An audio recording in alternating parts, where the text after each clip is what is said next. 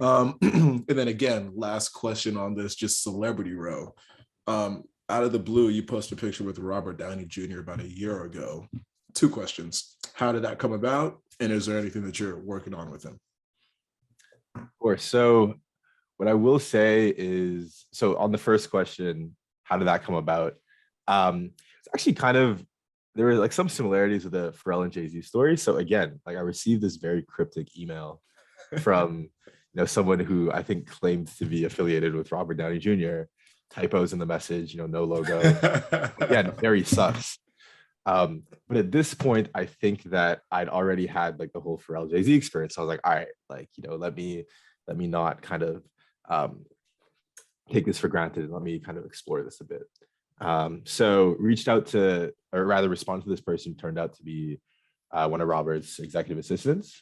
And she kind of just said that, he'd seen about me, he'd read about me in the news, thought my story was very interesting and loved to chat.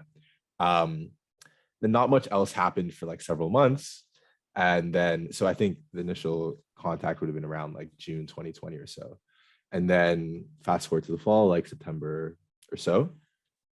Now I get an email from someone who claims to be Robert Downey Jr. saying, oh, hey, like, glad you're interested in talking, like, let's FaceTime. I said, oh, okay, all right, whatever. Here's my number. Just called me. Still kind of not truly like, believing what's going on. And then lo and behold, he FaceTimes me, I answer, and it's in fact like it's Iron Man, it's Robert Downey Jr. I'm like, oh my God. like you really just called me? That's crazy. And no, it was absolutely incredible speaking with him. So so he very much brought his personality to the role of Tony Stark and to the role of Iron Man, which I think is the hallmark of all of the greatest actors. So, talking to him was truly just like I was talking to Tony Stark, which is, absolutely insane. Insane. R.I.P. though. Yeah. R.I.P. Yes, no, we had a great conversation, and he offered to host me for a meal, whenever I was kind of in the area. So next time I was out in LA, I hit him up. He offered to host me for lunch at his home, him and his wife Susan, and we just had like some really nice conversations. To your second point, or to your second question rather.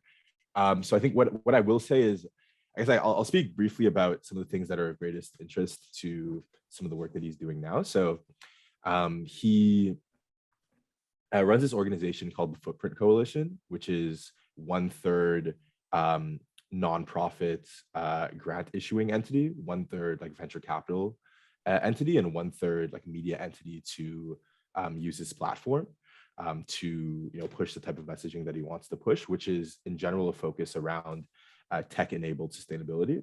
So he's a very strong interest in investing in ventures that are focused on tackling issues in sustainability and the climate crisis using innovative tech, which is kind of where I fit in as someone who is very much up to date with the frontier of technological innovation in certain sectors.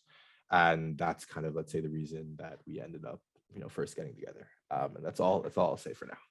Gotcha. Again, another one of those things where in a few years we're going to look up and there's going to be some major collaboration. I'm guessing. I'm hinting at that. I'm going to revisit this episode when the company goes public in a few years.